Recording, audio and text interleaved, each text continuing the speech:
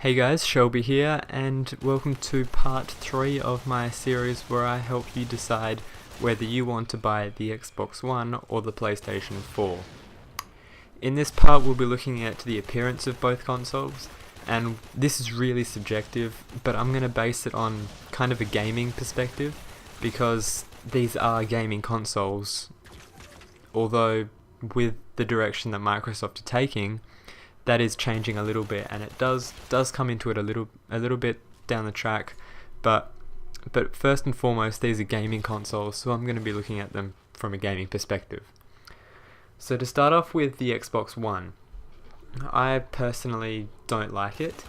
I think it lacks any form of innovation, and there's nothing special about it. There's nothing new. Because, as a lot of people have said, it looks like a 1980s VCR player, and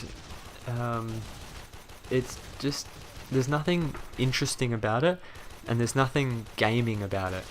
So the direction that they took was, we're focusing on TV, not just the games. So we'll make a console that will fit under anyone's TV, and while it may not be a bad thing, for a gaming console, it's just not very appealing. And I know a lot of people aren't very interested in the appearance, and it's not the most important factor. But if it matters for you, then the appearance, the Xbox One just won't really cut it. So we've got just the average disc tray on the front. I'm not sure what's on the left and the right sides. I'm assuming it's just maybe fan grill, and then there's all the ports on the back. Same with the PlayStation 4, but the thing about the PlayStation 4 is it looks more gaming oriented. There's a lot of computer cases, which I'm going to have two on the screen now, where one of them is something more for just a professional user, and something is more for a gamer. And you can obviously tell which one is which, because there's a completely different direction there. And while they're both perform very good in terms of cooling, that's just the personal preference that some people have, and the usage scenario that some people might want a particular case for. So going on to the PlayStation 4, it's just more gaming oriented. It's got that slanted look. It's slightly more innovated. I mean, I'm not really a big fan of it personally. I'm not a fan of either. But if I had to buy one based on the appearance alone, I'd be buying the PlayStation 4 because I'm using it for gaming.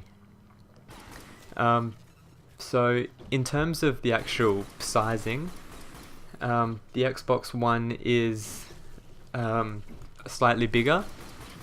It's actually a little bit bigger than the original Xbox, where the original Xbox 360, I should say, whereas the PlayStation 4 is actually slightly smaller in some areas than the PlayStation Slim, which is nice, because if size matters, then that's a good thing to know, where the PlayStation 4 is a fair bit smaller.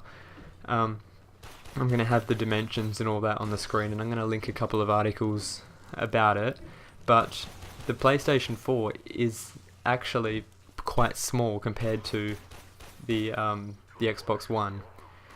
So the Xbox One, out of the last the last generation of consoles, it is the biggest, and the PlayStation 4 is actually towards the lower end of the scale, where it's slightly smaller than the Xbox 360, and slightly bigger than the Slim, the PS3 Slim, because only in, I'm going to show you, so you'll see that. So in terms of functionality, I'm going to have to give that to the PlayStation 4, because you can stand it up on its side. I don't think that the Xbox One is going to be designed like that. I think it's going to be kind of just a flat console. So I know some people don't have the horizontal space, so they have to have it kind of vertical, and that's just something that they'd have to deal with if they got the Xbox One. So they've kind of designed it so that it would fit with anything under the TV.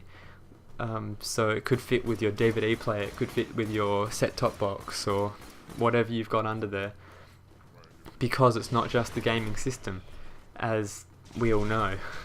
But at the end of the day, I'm going to have to give Sony a 6 out of 10 for their appearance, because just that extra functionality puts it above the 5 out of 10 that I'm giving Microsoft. They're not bad designs.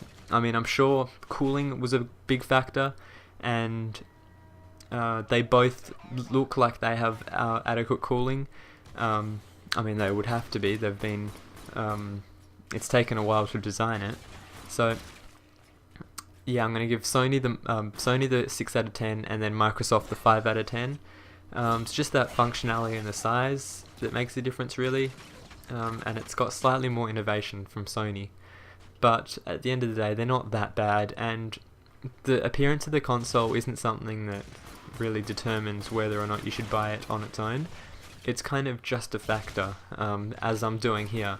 So the next part, we're going to be looking at the software, so more specifically the operating system, because the Xbox One has a kind of unique take on that.